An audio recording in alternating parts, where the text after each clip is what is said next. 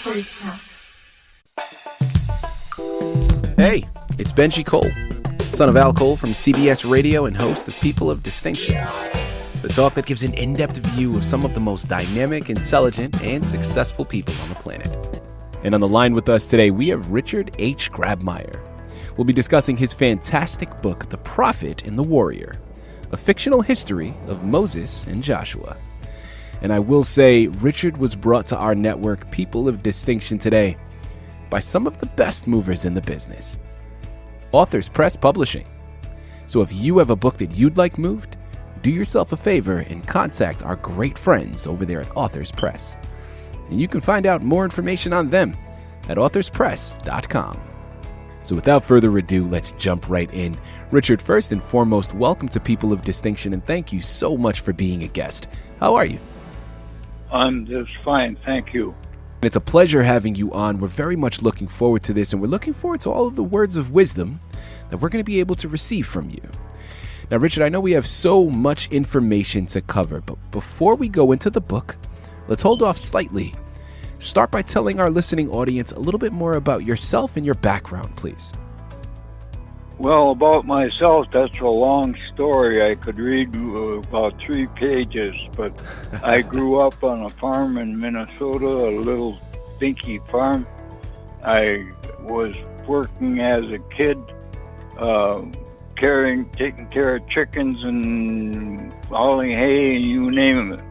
I went into the Army, the Army Corps of Engineers. I became an instructor in heavy equipment. I instructed for a little better than a year. I received an Outstanding Instructor Award, and shortly after that, I was sent to Vietnam to teach Vietnamese troops equipment maintenance. I went through that as a member of a MAG group, Military Assistance Advisory Group, and we did very well. After I got back, I was promoted to Staff Sergeant, and I finished out my tour writing information for military courses and so forth. And then I got out of the Army. I didn't want to stay in the Army.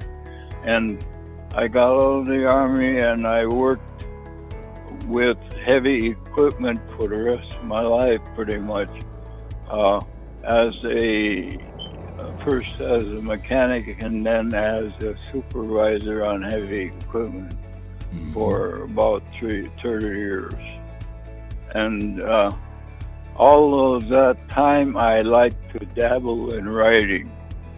And the first book I wrote was Peter Olaf, and that was published in 2000, and that was based on my grandfather, who came from Sweden at the age of 17 and went to work in the logging camps. And from there on, it's just a matter of, I started working on this book that we're talking about right now. But it really was not The Prophet and the Warrior to begin with. It was the Scrolls of Eli Zaphin. And I finished it, but I could not sell it because it took a view of Moses. And so I excerpted The Prophet and the Warrior from it and adapted it, and that's where we are now. What an impressive resume. Thank you very much for sharing all of that, and also thank you for your service. Now, without further ado, Richard, The Prophet and the Warrior, a fictional history of Moses and Joshua. Tell us a little bit more about your book. It is just that, and I remind people if you've read the Bible or read a lot of it, like I read the King James Version, it's dry. It's really stuffy because you don't get a picture of the individual, of the man, Moses or Joshua. You just get a picture of what they supposedly did.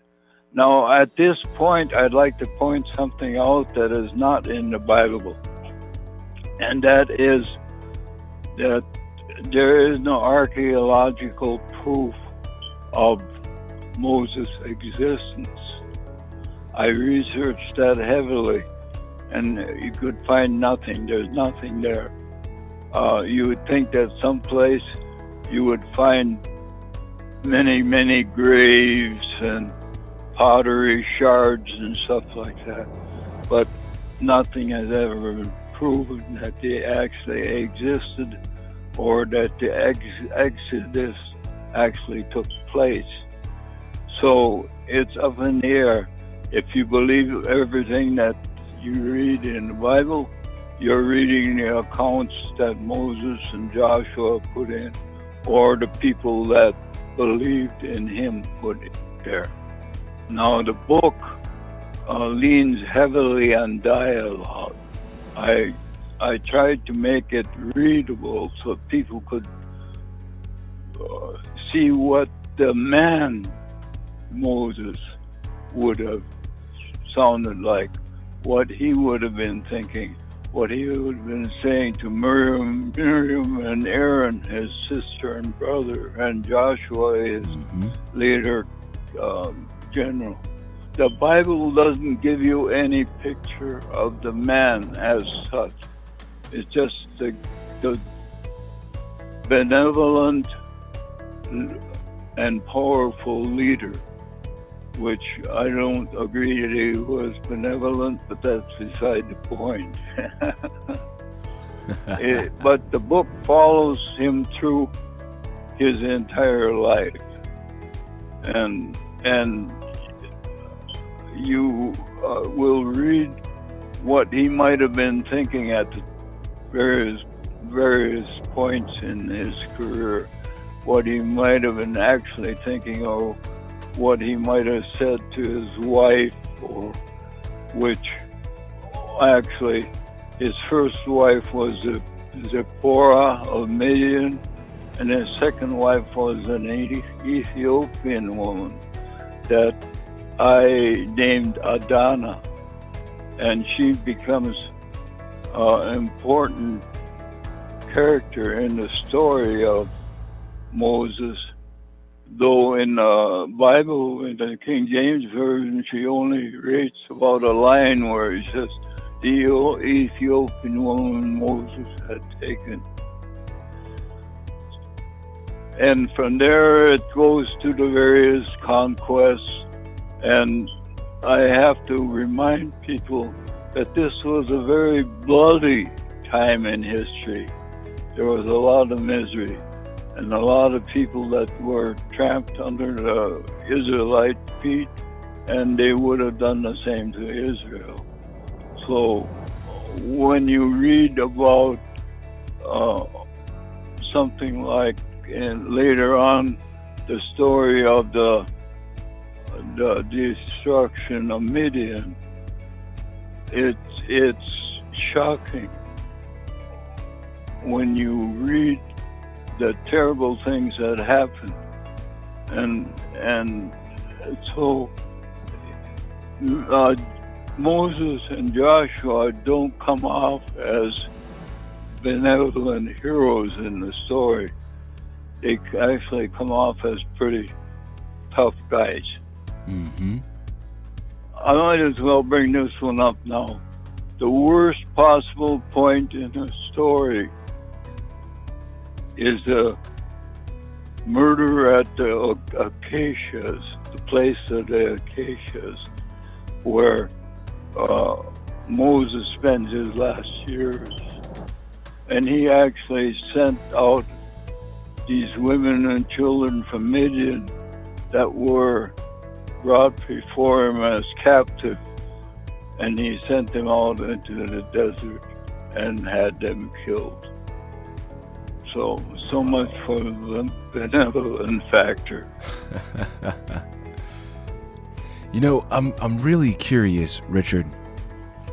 Talk to our listening audience about what inspired you to write this narrative. Now, of course, coming from a religious background, as you've stated, this is clear that it was something of interest to you. But why didn't this just stay as information that you compiled for yourself and it just stayed on your shelf? You wanted to put it out for the public to be able to partake in as well. What did you see that made you feel that this narrative would be beneficial to the public at large? Well, that's pretty easy if you came from a background like mine, where I was brought up to go to Sunday school, and later on I became a Sunday school teacher, and I was a trustee in the church and all that. But I had a little deeper desire to know more about the afterlife and so forth. And so I decided I would read the Bible from beginning to end. Well, I got through the books of Moses, and that's where it stopped because of the terrible things that I found in the Bible. And I thought, well, how many other people read the little bits and pieces that I did in my youth, where Moses took his people out of slavery in Egypt. He delivered them from the slavery in Egypt, and he gave us the 10 Commandments. Well, the first part is true, and the second part is only partially true, because the 10 Commandments were not designed for the barbarians from Austria. They were designed for Moses' own people, the Israelites, for a pattern for them to live with each other. When it talks about "thou shalt not kill," he wasn't talking about other tribes. He was talking about within his own tribe. So when I realized this, I wanted to make people aware, just the general population, aware of what they may have been taught, like I was when I was a kid, very simplistic things. And it was not simple. It was not a good time to be alive. It was a terrible time. And the Israelite population at that time looked at all the other barbarians as people that should be destroyed, and they did. Again, here in the line with Richard H. Grabmeier. We're discussing his fantastic book, The Prophet and the Warrior, a fictional history of Moses and Joshua. You know, Richard, next question. I think I can assume the answer to this, but you know what happens when you assume, so I'm not going to do that to you, Richard. I have you here on the line. I can just come right out and ask. So I'd love to know, what are you hoping to see your readers take from your book? What is your message? What do you want them to know? What I want people to know, and they probably will, or some people will and some people won't, is when you read any part of history, whether it's biblical history or anything, make sure you understand what you're reading.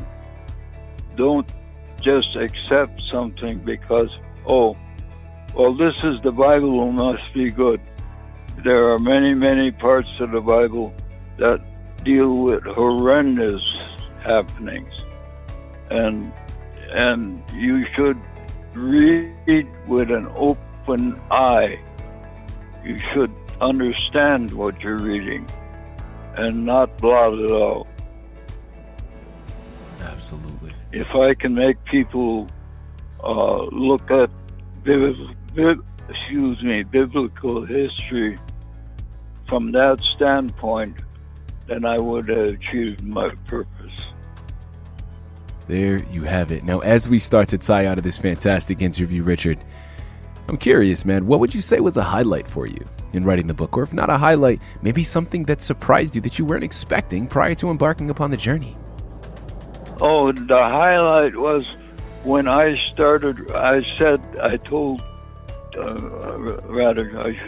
alluded to the fact that this book was taken out of a different book, The Scrolls of Eli Zaphin. And the highlight for this book was when I decided that this had to go public, and I felt an inspiration to complete it and to bring it public. Fantastic. You know, Richard, last question as we close out here, taking a step away from the book. Now, I love having this platform. Being an artist myself, and I'm in a different medium. I'm an actor and a filmmaker based here in Los Angeles. But being an artist myself, I love having this platform to be able to pay it forward, in a sense, to other artists out there listening in.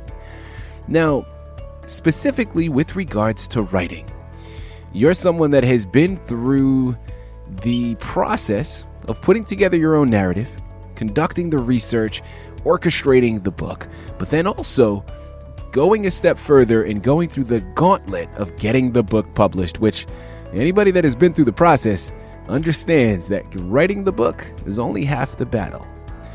Now, since we have you here on the line, Richard... It's not even half the battle. Not even half the battle. Well, since we have you here on the line, Richard, what words of advice could you give a new writer, someone out there listening in, just starting out? Words of advice I would give would be, first, believe in what you're writing. No, it can be Pulp Fiction. Believe and understand what you're writing, and don't let anybody stop you from writing it. If you are viewed with a jaundiced eye, so to speak, so be it. You're true to yourself. Fantastic words of advice. Guys, listen, you know what I love about this? Is we're at the end of the interview now. We've covered so much information, yet we've barely scratched the surface. There's still so much left to be discovered, and that's why the onus is on you. There's no getting around it. The Prophet and the Warrior is the title you have to pick up, and Richard H. Grabmeier is the author you have to thank for bringing it to your table. You surely will not be disappointed. The underlying message of understanding what you're reading is something that is so valuable in all accounts, but especially when it comes to the Bible. Richard, this has been truly an honor. Thank you once again for being a guest with us today on People of Distinction. Well, thank you for the opportunity. It really has been a pleasure.